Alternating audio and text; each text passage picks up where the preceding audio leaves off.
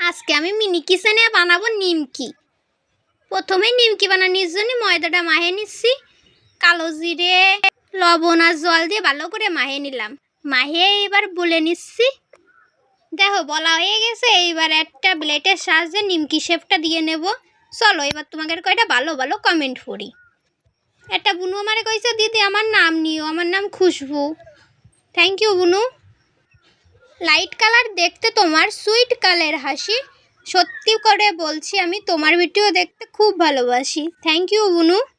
আর একটা বুনু বলেছে চোখেতে কাজল পরি কানে পরি দুল, তোমার ভিডিও না দেখলে চোখে আসে না ঘুম।